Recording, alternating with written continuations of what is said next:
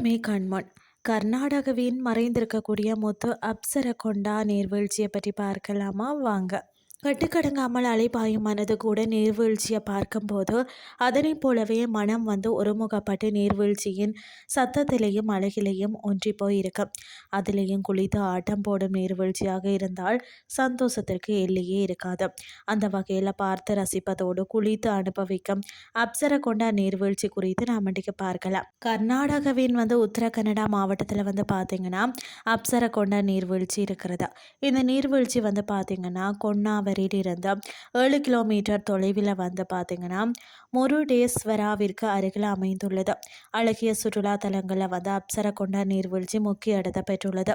கடற்கரையை நோக்கி 33 அடி உயரத்தில் இருந்து வீழ்ந்து நீர் கொட்டுவது அப்சரகொண்டா நீர்வீழ்ச்சியின் சிறப்பம்சமாக இருக்கிறது. நீர்வீழ்ச்சியில இருந்து விழும் தண்ணீர் தேங்கும் குளத்தில் சொர்க்கத்தில் இருந்து தேவதைகள் குளிப்பதாக உள்ளூர் மக்கள் நம்புகின்றனர். அதனால்தான் இந்த நீர்வீழ்ச்சியை அப்சரகொண்டா நீர்வீழ்ச்சி என்று அழைக்கிறார்கள். நீர்வீழ்ச்சியை கண்டு ரசிப்பது மட்டுமல்லாமல் எளிதாக படிக்கட்டுகள் வழியாக நீர்வீழ்ச்சியின் அடிவாரம் வரை சென்றடையும் வகையில் வசதி ஏற்படுத்தப்பட்டுள்ளது. இதனால் இங்குள்ள குளத்தில் சுற்றுலா பயணிகள் எளிதாக சென்றடைந்து குளிப்பதற்கும் விளையாடுவதற்கும் ஏற்ற இடமாக உள்ளது. மலையில இருந்து நீர்வீழ்ச்சியாக கொட்டும் நீர்க்கடல்ல கலக்கிறதா. இந்த நீர்வீழ்ச்சியின் மற்றொரு சிறப்பம்சமாக நீர்வீழ்ச்சியில் இருந்து சில நிமிடங்கள் வாக்கிங் சென்றால் மலை உச்சியை அடைந்து அங்கிருந்தே கடற்கரையையும் சூரிய அஸ்தமனத்தையும் காண்பது கண்கொள்ளா காட்சியாக இருக்கும். இந்த மலை வரலாற்று சிறப்பு மிக்க இடத்தையும் பெற்றுள்ளது. ஏனென்றால் பாண்டவர் குகைகள் என சிறிய பெரிய குகைகள் இந்த மலையில உள்ளது. இங்குள்ள மக்கள் வனவாசத்தின் போது பாண்டவர்கள் இந்த குகையில தங்கி இருந்ததாக நம்புறாங்க. நீர்வீழ்ச்சியை கண்டு ரசித்து குளித்து ஆடி பாடி மகிழ்வதை தவிர குழந்தைகள் விளையாட பூங்கா ஒன்றும் அமைக்கப்பட்டுள்ளது. மற்றது மகா கணபதி, உக்ர நரசிம்மர் போன்ற கோவில்களும் நீர்வீழ்ச்சிக்கு செல்லும் வழியில் அமைந்துள்ளதோடும் ராமச்சந்திர மடத்தின் ஒரு கிளையும் கொசநகரில் இருக்கிறது.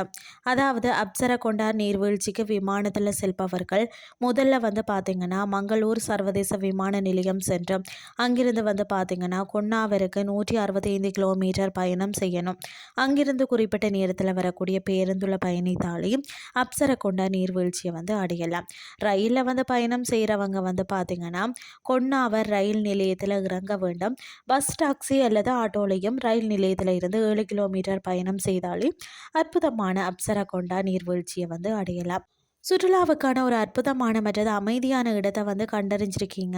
அங்குள்ள வரலாற்று பின்னணி மற்றது பயண வழிகளை துல்லியமாக தெரிஞ்சு கொண்டுட்டு உங்களுடைய விடுமுறையை திட்டமிட தேவையான அனைத்து தெளிவான வழிகாட்டல்களையும் பெறுவீர்கள். இன்றைய கிறிஸ்டி உங்களுக்கு பிரயோசனமாக அமைஞ்சிருக்கும்னு சொல்லி நான் நம்புகிறேன்.